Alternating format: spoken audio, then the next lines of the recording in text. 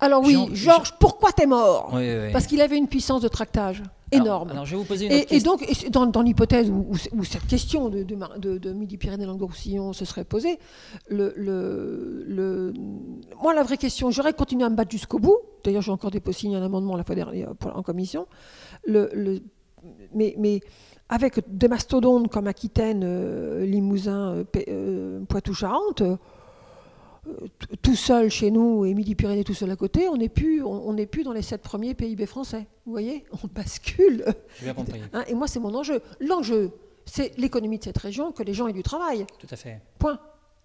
Donc, il va falloir refaire des belles choses. Alors, c'est vrai que vous vous attaquez aussi à... Et le repli sur soi n'a jamais rien produit. Ni au niveau européen, ni au niveau national, ni au niveau local. Je ne le pensais pas au niveau d'un repli. C'est simplement la méfiance et la défiance des gens vis-à-vis d'une décision. On a eu la même décision. On a eu un certain nombre de maires autour de Montpellier qui ont refusé l'agglomération, qui ont même souhaité en sortir il y a une dizaine d'années. Il n'y a pas la Basse, il y a pas la Basse, il y a Saint-Gély, il y a Saint-Clément, même Latte qui s'est cabané. Enfin, vous vous rendez compte qu'on a eu un maire à Latte. Heureusement que le maire de Latte actuel a tout de suite changé cette position quand il est arrivé en responsabilité il y a 3 mandats, je crois, qui ne voulait pas donner le permis de construire pour la rénovation de la station d'épuration de Montpellier, qui épurait les eaux de Latte quand même. Hein. Donc il n'a jamais donné le permis de construire. Pendant 20 ans, il n'y a pas eu un préfet et un ministre qui a réglé le problème. Donc voilà, il faut de la puissance locale. Si on est toujours en train de devoir demander les autorisations aux uns et aux autres pour pouvoir faire quelque chose, parce qu'on peut toujours dire ça c'est pas fait parce que l'État l'a pas voulu, ou parce que la région m'a pas donné l'argent, ou parce que le département l'a pas fait. Mais Georges Frêche, une fois qu'il avait compris qu'il n'aurait pas l'argent de Jacques Blanc pour construire faire des choses à Montpellier, il les faisait malgré. Il a fait le quorum sans un sou de la région. Est-ce que quelqu'un imaginerait que Montpellier n'est pas le quorum aujourd'hui? Un outil culturel colossal. Est-ce que quelqu'un peut imaginer qu'on n'ait pas un orchestre à Montpellier? Il n'y en avait pas avant Georges Frêche. Il n'y a jamais eu un sou de Jacques Blanc, du président de région, affidé avec le Front National avant. Voilà, c'est tout. Oui. Donc le repli sur soi, le repli identitaire sur une histoire défunte qu'on regrette parce qu'avant c'était mieux, c'est une erreur magistrale, intellectuelle et morale. Les enfants ne sont pas nés avant-hier. Ça, c'est votre, c'est votre point de vue, mais de toute façon, ils se respectent. Mais c'était surtout... mais moi, j'adore l'Occitanie. Je trouve que c'est quand même plutôt... D'abord, je vous l'ai dit, c'est une région... Je suis restée ici, moi, parce que j'ai trouvé les Occitans plutôt sympas. Mais les Occitans, leur force, c'est qu'ils absorbent. Ils absorbent.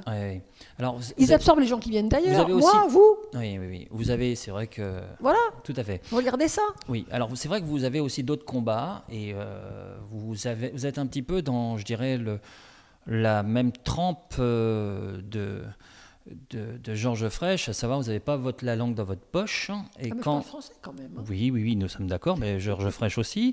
Mais il parle occitan, et moi j'ai pas cette chance. Oui. Et à partir de là, c'est vrai que quand vous défendez un projet, vous allez jusqu'au bout. Et effectivement, à Paris, certaines personnes se sont aperçues qu'il y avait une certaine Anne-Yvonne Ledin qui parlait de la fumette et qui avait abordé certains sujets. Je parle de mes parents, par exemple, qui ne savaient pas du tout qui était Anne-Yvonne Ledin. Et d'un seul coup, on a vu une parlementaire qui défendait un projet justement par rapport à la consommation du cannabis. Et effectivement, on sait que la consommation du cannabis augmente et vous déplorez l'attitude des politiques, toutes politiques confondues, de droite, gauche, centre, toutes confondues, qui font l'autruche. Oui. Et donc à partir de là, à l'image, vous avez bien certifié qu'à l'image de la prohibition qui n'a pas fonctionné dans les années 30, vous prenez une offre réglementée justement sur une sorte de législation, une légalisation du cannabis. Voilà. Une légalisation contrôlée. Donc, de cette façon, vous attaquez un vrai problème de fond qui reste le trafic des stupéfiants en Languedoc. Et ça, vous... Non, pas en Languedoc, dans toute la France. Je parle du Languedoc, en tout cas, mais vous l'avez vu, en tout cas, vous le vivez et vous en êtes aperçu en Languedoc. Et ça, vous en êtes fait un cheval de bataille. Donc, des avancées sur ce sujet-là, on traîne les pieds régulièrement. Est-ce qu'il y a un modèle de sensibilisation qui se fait sur les écoles, justement, par rapport à... Non, on a une défaillance générale sur le sujet. En tout cas, quelles sont vos actions actuelles en Languedoc par rapport justement à rien. cette... Je suis très honnête, je ne fais rien. D'abord, le rapport, je l'ai rendu il y a 15 jours. Hein. Donc, tant qu'on était en train de travailler, on était sous omerta. Hein. Donc, c'est un principe de base. On a une défiance généralisée. Il se passe quasiment plus rien dans les collèges et les lycées. C'est à l'initiative du proviseur, d'un enseignant ou de l'infirmière ou du médecin. Donc c'est France entière. Hein. C'est pas Languedoc, c'est France entière. Donc il n'y a plus de formation. Il y a quasiment plus de formation et d'information des élèves. Sauf si tel ou tel enseignant ou tel le fait. Et honnêtement, policiers et gendarmes font un travail colossal là-dessus. Quand ils sont sollicités, ils viennent. Il y a un travail à faire pour faire en sorte que le même message soit délivré dans toute la France aux enfants. C'est-à-dire qu'une formation des formateurs, d'une certaine manière. C'est pour ça que je prône également qu'on ait une attestation pour les gens qui iraient dans les écoles hors policiers et gendarmes. Faire de travail d'information et de sensibilisation au niveau des enfants qu'il faut massivement développer. Il faut délivrer une attestation. Que ce ne soit pas n'importe qui puisse le faire. Parce que c'est quand même un sujet délicat. Les addictions, c'est un sujet difficile. Par rapport au cannabis, moi je suis face à une situation de fait. On a 39% des gosses de 15-16 ans qui ont été face à une barrette de shit et qui l'ont fumé au moins une fois dans l'année. C'est colossal. 40% des gosses de 15-16 ans. Il y a des petits dealers à tous les coins de collège, devant tous les lycées. On a une augmentation dans le monde rural qui est phénoménale. C'est pas réservé aux villes et aux banlieues. Dans le monde rural, c'est banal. On a le taux de consommation, on a 32% des adultes de 16 à 65 ans qui consomment au moins une fois dans l'année. D'aucuns diront que ça peut avoir une vertu thérapeutique pour ceux qui souffrent et qui en ont besoin. Mais c'est pas pareil. Le cannabis thérapeutique, c'est une pratique qui s'installe. D'ailleurs, l'État français cultive du cannabis à usage thérapeutique. Ah bon ? Oui, bien sûr. Mais encore heureux. Ne le dites pas à l'antenne parce qu'il y a beaucoup de gens qui iront voir où est-ce que c'est, en tout cas. Non, mais on n'est pas sur ces... mais ça ne veut pas dire que le cannabis, c'est bien. Je ne suis pas... généralement, fumer, c'est pas bon. Voilà. Hein. Donc, et ensuite, je suis pour une interdiction stricte au volant. D'ailleurs, je vais déposer un amendement avant l'été. Ça, c'est encore autre chose. C'était le fait simplement par rapport à je dirais, à cette légalisation de... Ah, mais il faut pas... Si on fume, si on boit ou si on fume, on ne conduit pas. Point. Les choses sont dites. Alors, dernier petit sujet qui risque... Ça veut dire qu'on prend le tram, on prend le bus, voilà, on ne conduit pas. C'est ça. Et bien sûr, on ne fume toujours pas dans les lieux publics. En plus. Voilà, en plus. Alors, dernier sujet qui va peut-être vous mettre... Je suis pour une égalisation du shit dans le domaine privé familial, c'est-à-dire à domicile. Pas à l'entreprise. Et pas dans la rue. La rue, c'est public. Mais dans l'entreprise, c'est public, c'est privé. Oui. Donc je ne dis pas dans le domaine privé. D'accord. Je dis dans le domaine privé, domicile. De toute façon, vous jetez un pavé dans la mare sur quelque chose qui n'avait jamais eu la chance... Ça génère on a des dealers partout, ça touche les gosses. Et c'est le premier pas pour certains enfants, certains jeunes, le premier pas vers la drogue dure. Vers plus dur. Oui, tout à fait. Ça n'empêchera. Et on va casser des réseaux. D'autres se reconstitueront sur des drogues dures. On est d'accord. Mais ça donnera le temps de souffler. Ça réorientera les systèmes. Il y aura toujours des dealers. Mais voilà. Complètement. En tout cas, je vais vous parler... Vous avez aussi que la hiérarchie gendarme, police, justice, douane ne partage pas mon opinion. On les a bien écoutés, bien entendus. Ils sont un peu sans surpris, doute. Mais je les comprends. Et ils ont des arguments. Mais c'est le rôle du politique de construire une opinion. La sienne, au moins. En tout cas, vous avez forgé la vôtre. Je vais vous poser une dernière question, et après je vais vous libérer pour votre rendez-vous. Nous savons que vous êtes pour une certaine... énergie, à savoir les gaz de schiste. Vous prenez l'utilisation de ces carburants fossiles comme une manne pour une indépendance énergétique. Et pourtant, vous le savez bien, si vous avez vu le film Gazland, avez-vous regardé le film Gazland ? Évidemment. Très bien. Je ne savais pas, je vous pose au moins la question. Ces énergies risquent de mettre à mal effectivement une région, comme on l'a vu dans le film aux États-Unis. En tout cas, pour notre région, ça risque peut-être de mettre à mal le côté touristique que pour la pollution des eaux, sans parler de la santé des concitoyens. Alors, que pouvons-nous dire sur votre positionnement sur... est-ce que vous ne pensez pas que vous avez mal jugé peut-être les effets inhérents? Moi, je trouve adorable que les Américains aient réussi à nous empêcher d'exploiter notre gaz de schiste si on en avait. On peut pas l'exploiter, parce qu'on ne peut même pas on s'est interdit d'aller savoir si on en avait. On en est là. En fait, de perforer, on risque... On s'est interdit d'essayer de savoir si on en avait. On ne peut même pas imaginer de l'exploiter, parce qu'on ne sait même pas si on en a. Mais on n'a même pas le droit d'aller voir si on en a. Le pays n'est pas le même. Le pays n'est pas le même. Le pays est exactement le même, les hommes sont les mêmes partout. Les Américains ont parfaitement réussi, et c'est Al Gore, vice-président démocrate des États-Unis, qui défend son pays. On a réussi à faire en sorte que les Américains puissent ne pas utiliser une ressource fossile, le gaz de schiste, pour s'éviter... Vous savez qu'actuellement, les terminaux pétroliers, les ports américains, qui étaient prévus pour emporter du pétrole, sont en train de se retourner, parce qu'ils n'importent plus de pétrole, puisqu'ils n'en ont plus besoin, puisqu'ils font les gaz de schiste, et puis ils gardent leurs réserves extérieures, on a de pétrole, ils sont en train de retourner leurs ports pour faire autre chose. Donc ils vont nous damer le pion également sur les ports européens. Moi, je regarde les choses telles qu'elles sont. Je ne dis pas que les gaz de schiste, que c'est bien. Je dis que ce n'est pas pire que le pétrole. Or, on a des puits de pétrole, pas beaucoup. Ce que je trouve amusant, si vous voulez, c'est que les deux parlementaires UMP qui ont fait en sorte que M. Sarkozy et son Premier ministre, M. Fillon de l'époque, fassent un bâcle en 3 jours, une loi pour interdire les gaz de schiste, et nous avons renchéri. On n'a pas fait de loi, mais on a renchéri. Donc, je trouve ça assez incroyable que les Américains ont réussi à nous faire croire que c'était une pollution monstrueuse et extraordinaire. Que je sache, si on avait des gaz de schiste, ils sont sous les nappes phréatiques, et loin en dessous des nappes phréatiques. On a réussi à faire croire aux gens que c'était au-dessus, et que donc ça allait couler pour aller polluer les nappes phréatiques. Ouais, c'est quand même ça qu'on a réussi à faire dans l'imaginaire populaire. C'est comme ça que vous le voyez. Mais c'est pas comme ça que je le vois, c'est un fait. Donc c'est sous les nappes phréatiques, vous voyez ? Sous, loin dessous. Oui, donc, mais après, les problèmes... La question, c'est la sécurité. Voilà. La question... Oui, non, mais attendez. Les problèmes d'étanchéité... Je demande qu'on arrête l'extraction du pétrole en Seine-et-Marne et en Aquitaine. Là aussi. Bah, évidemment. Évidemment. Donc, dans ce cas-là, vous n'êtes plus... Ah non, mais moi, j'appelle un chat un chat. D'accord, donc vous n'êtes plus d'accord pour le gaz de schiste, alors? Mais si, c'est pas ça. Je dis, à raisonner comme ça, je demande qu'on arrête l'exploration pétrolière en Seine-et-Marne et en Aquitaine. D'accord, je comprends bien. Voilà. On s'interdit même de savoir si on en a. Au motif que peut-être un jour, on pourra avoir une fuite et qui pourra les polluer, une nappe phréatique. Mais enfin, les exploitants sont pas ne sont pas idiots au point de laisser une nappe se répandre. On sait arrêter une nappe de pétrole quand même. Bon, qu'on arrête. Alors que les deux députés à l'origine de cette histoire, tous les deux députés de Seine-et-Marne, très proches du président Sarkozy, qui avait obtenu de lui cette espèce de petit machin, arrête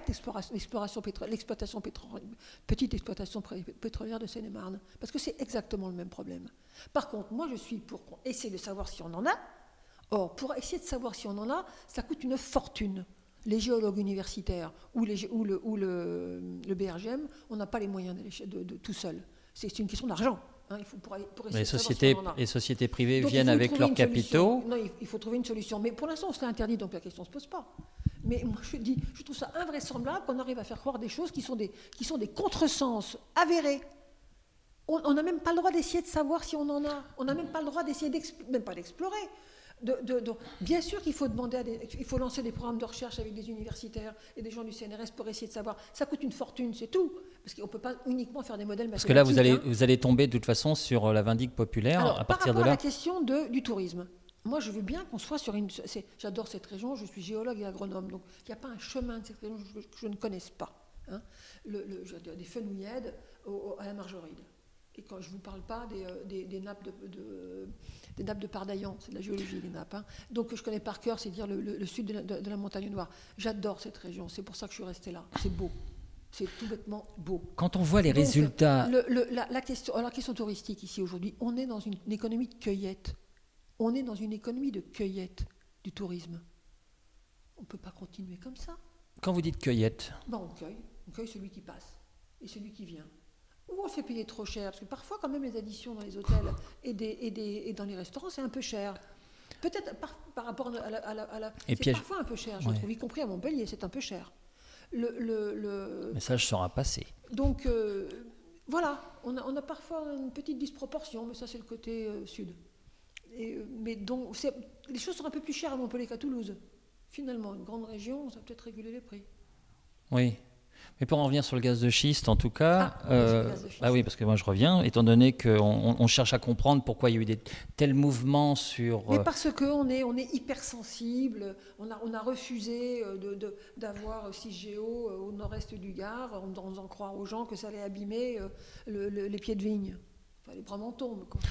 C'est pas que ça, c'est quand vous voyez le maire de Barjac qui prône... Le maire de Barjac s'est beaucoup battu avec un de ses conseillers municipaux à une époque. J'aime beaucoup Barjac, c'est une ville magnifique. Oui, justement. Mais vraiment, vraiment beau. C'est vraiment beau. Voilà, mais la différence, c'est que toute l'économie qui est devenue bio autour de cet endroit-là... Ils ont une stratégie à Barjac. Oui, qui est vraiment mais ils élégant. n'ont pas envie de la voir réduite à néant par pourquoi ce serait réduit à néant ? Parce que les études ont prouvé que des perforations dans des couches, avec des tuyaux, je dirais, qui fuient... Mais pour qui vous dit que les tuyaux fuient ? Qu'est-ce que vous racontez ? Comment vous imaginez vraiment que les plateformes pétrolières au milieu de la mer du Nord fuient en permanence et que le gaz et le pétrole s'écoulent dans la mer du Nord ? On va arrêter avec ça. C'est arrivé qu'il y a eu quand même... Mais ça arrive une fois de temps en temps et c'est rarissime.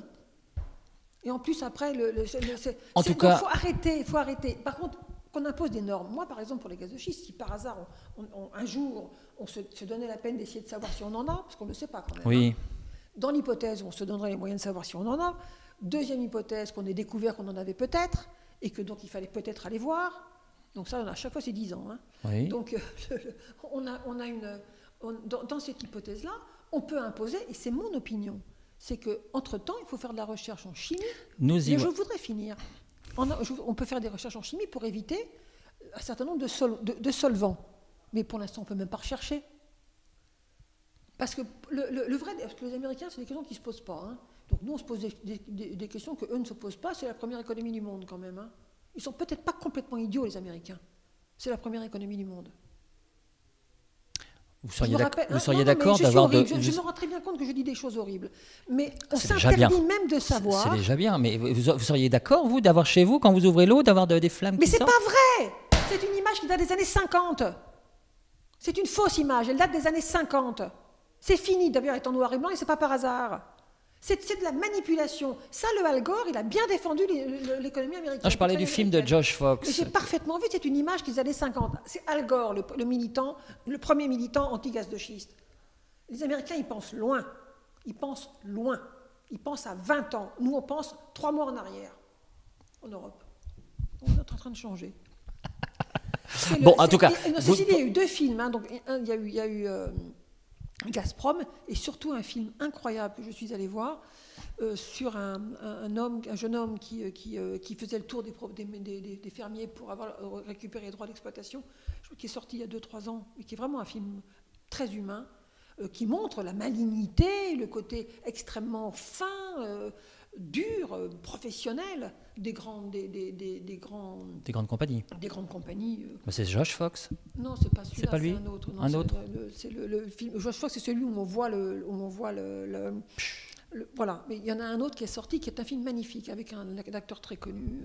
En tout cas, il y a un deuxième film, Gazland 2, qui est sorti. Est-ce que vous l'avez vu ? Non, mais j'ai vu celui-là. Je vous incite à aller le voir. Parce D'accord. que c'est décapant, notamment par rapport au capitalisme, c'est-à-dire à une politique, à une analyse politique et économique du monde. Alors en tout cas, on sait maintenant que... Moi, je ne suis absolument pas innocente, mais je sais que face à des gens qui ont beaucoup d'argent et beaucoup de puissance, il faut être très orchestré sur un plan réglementaire. Très bien. Alors en tout cas... Mais qu'on n'aille pas raconter des bêtises aux gens. Vous ne trouvez pas... Je demande à ce qu'on arrête l'exploitation de pétrole en Seine-et-Marne et dans les Landes. Vous allez voir la tête des ouvriers de ces coins-là, et des gens qui sont... voilà, vous verrez. En tout cas... Maintenant, ça n'empêche pas que Barjac est une ville splendide. Vraiment, c'est très très beau. Mais il y a d'autres villes qui prônent effectivement une économie touristique et bio. Mais qu'ils la fassent. Mais ils le font. Mais c'est une économie artisanale. Il faut passer à une économie un peu de puissance. Il faut monter en gamme, avoir des hôtels en plus grand nombre, capables d'accueillir un quarantier. Oui. On n'a quand même pas beaucoup d'endroits en France et en Languedoc où on peut accueillir 1 ou 2 quarantiers pour une nuit confortable, agréable, du niveau du standing d'aujourd'hui. Or, on a une région qui peut le proposer. Peut-être que les gens ne le veulent pas, peut-être qu'ils veulent rester... Peut-être que les gens ne le veulent pas, peut-être qu'ils veulent... Et ben voilà, c'est ça la question. C'est ça la question. Oui. Alors en tout cas... Que feront leurs enfants ? Oui, ça c'est encore autre chose. Non, c'est pas autre chose, c'est la même chose. C'est la même chose. C'est mouvementé le débat. Hein. Vous me l'aviez dit. En tout cas, vous pensez on peut pas se plaindre. Ah, on ne peut pas je parle pas de vous. Oui. On ne peut pas se plaindre d'avoir une ambiance générale médiatique qui se plaint d'une absence d'avenir si on ne construit pas l'avenir. L'avenir est un investissement. Oui, il faut voir loin. Il faut voir loin. Alors justement, les Américains sont forts. Là, oui. Alors justement, ils m'énervent. Parce que ce qui m'énerve chez eux, c'est que nous on le fasse pas.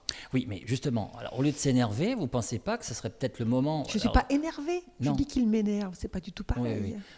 En tout cas, le fait d'être énervé par rapport justement au problème du gaz de schiste. Ah, mais je ne suis pas du tout énervé par le problème du gaz de schiste. Ma position est connue, elle est claire, elle est publique et elle est explicite. Ah, mais ça, on l'a bien compris. Et de toute façon. Mais on s'interdit tout. Et je ne suis pas du tout d'accord. J'étais absolument pas d'accord avec M. Sarkozy, ce qu'il a fait avec ses nos deux collègues députés de Seine-et-Marne, qui maintenant pleurnichent, les mêmes qui ont introduit le principe de précaution dans la Constitution, qui est un peu compliqué. Et on a eu un débat avant-hier pour remplacer le principe de précaution par le principe d'innovation responsable. Je me dis, mais enfin, ils se rendent compte de ce qu'ils font, là? Mais c'est pas parce qu'ils se rendent compte de ce qu'ils font. Alors, non, le principe de précaution, ça y est, il est dans la Constitution. Gardons-le. Ok, Madame Ledin. Ça oblige à penser. Ma dernière précaution. Mais principe d'innovation, c'est pas mal aussi. Alors justement, en innovation, ok, on voit que le baril descend. Ah oui, ça c'est vrai, pas mal. Hein. Et tant mieux pour les gens, parce qu'ils paieront le chauffage moins cher. On pourrait peut-être déjà baisser les taxes françaises. Mais monsieur, je vous entends, on baisse les taxes. Moi, les taxes françaises, les autres pays ont aussi d'autres taxes. Oui. Bon, ils n'ont pas les taxes sur les mêmes choses. Mais si on veut les taxes des Allemands, ou les taxes des Belges, ou les taxes des Anglais... Voilà l'Europe. Hein, ça, c'est le problème européen. Oui, non, mais ce n'est pas le problème européen. Si on n'est pas un pays... Moi, je suis pour une Europe des nations. Ça veut dire que les nations gardent leurs particularités. Je ne veux pas être anglaise. C'est un pays que j'admire. Mais je ne suis pas anglaise, je suis française. Je défends mon pays. Oui. Mais en Angleterre, tout le monde qui a la poll tax, tout le monde paye une taxe de base. En France, plus de 50% des Français ne payent pas l'impôt sur le revenu. Alors, ils payent tous la TVA. En Angleterre, mais sur la TVA, nous avons mis une taxe. On a fait 3 niveaux de TVA. Et il y a beaucoup de produits de base importants dont les taux de TVA ont baissé. Alors, la TVA en France, je répète, il y a 3 taux de TVA. Oui. On ne parle toujours que celui du maximum. Il y a beaucoup de produits qui étaient à 18,6 qui sont passés à 7. Alors j'en reviens quand même. Je suis pénible, hein. Je ne dirai rien, je suis poli et je le reste. La question et surtout que je me pose, c'est, je dirais, et très rapidement, peut-on penser que les énergies renouvelables, ce ne serait pas le moment de booster un petit peu, au lieu d'avoir de l'inimitié avec des gens qui veulent garder effectivement leur terrain propre et ne pas fracturer leur terrain. Personne ne demande aux gens de fracturer leur terrain. Nous sommes d'accord, mais alors à partir de là... On ne sait même pas si on en a. Le maire de Barjac disait, si on a un trésor qu'on garde, ça sera pour les générations futures. Tu parles. C'est ce qu'il m'a dit, en tout cas, non, mais devant ma caméra. Je l'entends, mais il vit sur une économie de cueillette. C'est très beau ce qu'il fait, et il a fait un très joli travail. En tout cas, voilà, mais c'est une économie de cueillette. Aujourd'hui, le tourisme est industriel, qu'on le veuille ou non. On ne peut pas, nous, avoir des quantités quand même importantes, et c'est tant mieux, de retraités qui vont faire du tourisme en Afrique du Nord, en Afrique, en Asie, en Chine ou en Amérique latine régulièrement, voire y passer des hivers, et ne pas vouloir et ne pas s'organiser pour accueillir des Chinois, des Africains ou des Brésiliens.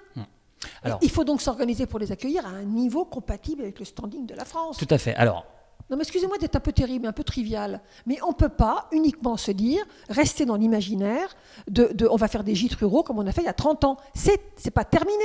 Moi, j'y vais dans les gîtes ruraux. Mais il faut monter en gamme, en prestations, en capacité d'accueil, sans forcément taxer le client. Je suis contre l'économie péagère, dans lequel Jules Millot, soi-disant économiste brillant du Languedoc-Roussillon, a construit l'imaginaire de toute une grande partie de l'établissement politique de cette région. Georges Frêche n'était pas dans cette philosophie-là, je ne suis pas dans cette philosophie-là. Il faut investir, et une fois qu'on a investi, on récolte les fruits de ce qu'on a semé. On ne taxe pas les gens qui passent. On ne profite pas des gens. On travaille avec eux. On leur apporte quelque chose. On leur offre quelque chose. C'est très différent. Et ici, tous les gens d'ici, oh non, enfin bon sang, on a des produits magnifiques. On a des produits magnifiques. Qui a fait les premières conserves de poivrons? Les Bretons. Pardon. Ça sera le mot de la fin. On terminera sur un... Non, mais moi j'adore les gens d'ici. Oui, non, mais j'adore les gens d'ici. On l'a bien compris. Je regrette un peu, par exemple, qu'on ne valorise pas plus notre filière fruits et légumes, fruits en particulier. J'ai un peu peur que les vergers de pommiers et de poiriers qu'on a dans le Gard ou dans l'est de l'Hérault, j'ai un peu peur qu'ils retournent à la garrigue. Parce que personne ne les reprend. J'ai un peu peur de ça. Voilà, je le dis. J'aimerais bien qu'il y ait des jeunes qui puissent reprendre les vergers. Les vergers de pommes, les vergers d'abricots, les vergers de pêche, les vergers de poiriers qu'on a sur les costières. Je ne rentrerai pas dans le débat, je dirais, de la concurrence déloyale entre pays... Mais c'est vrai pour les Bretons, c'est vrai pour les pays de Loire. Ils n'ont pas de pêche là-bas. Mais ils ont des pommes. Oui, enfin... Donc j'ai pas dit que c'était... Et nos vergers à nous, c'est les vergers de pommes, je vous rappelle quand même, ce léger détail. Hein. Donc la vallée de la Loire, c'est les pommes. Écoutez-moi bien. Vallée de la Loire, c'est les pommiers, et poiriers. En tout cas... Donc, non, mais bien sûr que c'est une réalité, mais ce n'est pas suffisant. On reste orchestré sur la filière vin qui est formidable. Hein. Les gens d'ici ont construit un travail de rénovation du vignoble, de réencépagement, de restructuration du vignoble colossal dans les années 70-80. La vinification, la transformation, elle a commencé dans les années 80-90. Maintenant, c'est l'époque de ramasser les fruits. Les fruits, c'est la vente. Donc, il faut avoir une action commerciale.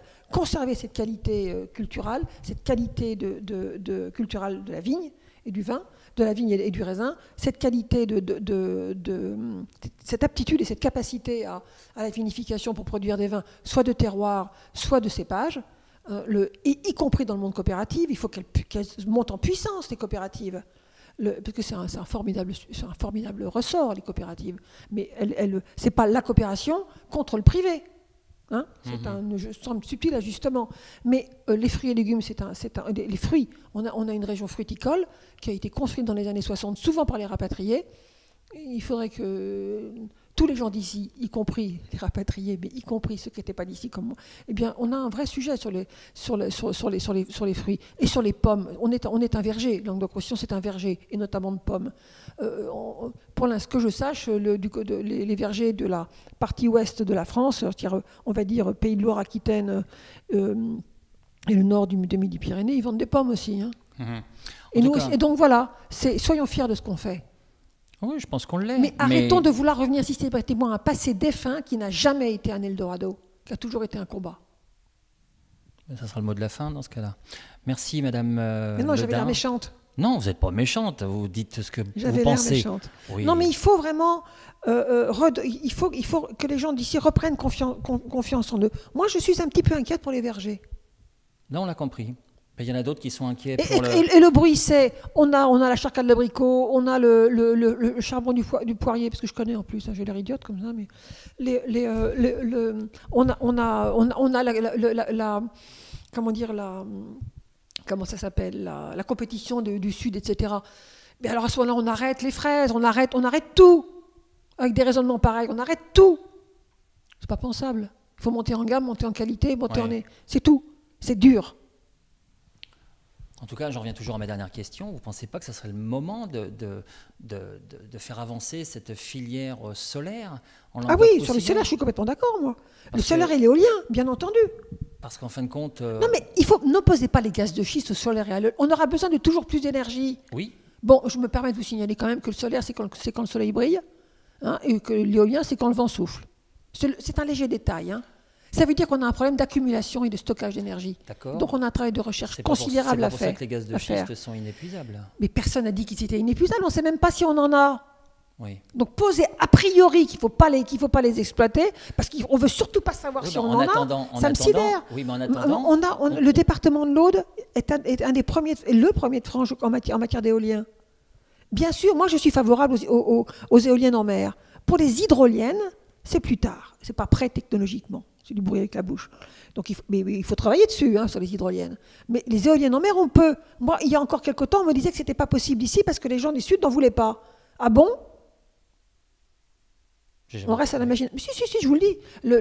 Voilà, les gens, les maires des villes du littoral n'en voulaient pas. Mais enfin, on va continuer longtemps à être cons. Pendant ce temps-là, on va avoir des fermes éoliennes en mer en Normandie et en Bretagne. je ne sais pas qui, l'État a annoncé qu'il allait installer à Nantes le grand centre français d'éoliennes. On n'est pas capable de le faire? Je me permets de vous signaler quand même que quand on parlait d'éoliennes, moi je l'ai fait il y a 3-4 ans de dire qu'il fallait quand même un peu se bouger. Je suis tombée dans un océan d'incertitudes. Ça n'intéressait personne. On allait abîmer le littoral. Non mais oh, ils ont fait en mer. À 3 ou 5 km, qu'est-ce que ça peut bien faire? Ça va embellir. Ce qui manque un peu ici en matière de mer, que tu as déjà dans le littoral, hein, il manque un peu des îles. Par exemple, si les maires avaient l'idée de mettre des plateformes à 50 mètres, à 100 mètres ou à 200 mètres de rivage, sur lesquelles les gamins puissent monter et plonger dans la mer, c'est un truc basique sur l'Atlantique, ça. Ça fait 300 ans que c'est comme ça. 300 ans, j'exagère. Il n'y a pas un maire sur le littoral qui a eu l'idée de mettre des plateformes sur lesquelles, des petites plateformes toutes simples, hein, sur lesquelles les gamins y vont, ils montent, ils sautent dans l'eau, quoi. Un truc de base. Il n'y en a pas un qui le fait. Les bras m'en tombent, moi. Enfin, ils sont tous de droite. Hein. En tout cas, ouais, il y a beaucoup de choses à faire. En tout cas, mais ça, c'est pas dur à faire et c'est attractif. On n'est pas obligé de faire payer 5 € pour que des gamins aillent sauter sur des espèces de faux châteaux en plastique gonflable au fond de la plage. On ferait mieux d'envoyer les gamins avec des maîtres nageurs, envoyer les gamins en mettant des plateformes un peu partout, qu'on rentre le soir ou qu'on rentre pas le soir, c'est pas important, flottant, dans lequel ils montent et sur lequel ils sautent à l'eau. En tout cas, c'est vrai que... Des trucs tout simples. Moi, le club Mickey, je sais que je viens de dire une horreur, parce que Mickey, c'est un salopard de capitaliste. Les petits clubs Mickey ont toujours réussi à bien encadrer les enfants sur les plages et à apprendre des choses aux gens. Regardez les films de notre ami, comment s'appelle-t-il un petit film de Pépi, là. Le facteur, le machin, enfin tous ces trucs. Jacques Tati. Jacques Tati, oui. Tati Tchèque. Oui, c'est son vrai nom. Oui, c'est ça. Ouais, c'est un Tchécoslovaque. Il avait un petit côté bande dessinée, j'ai toujours trouvé ce type. Une façon de bouger qui était un peu comme les dessins de Tchèques, vous savez. Ouais. Donc, on a... Ça, c'est des trucs...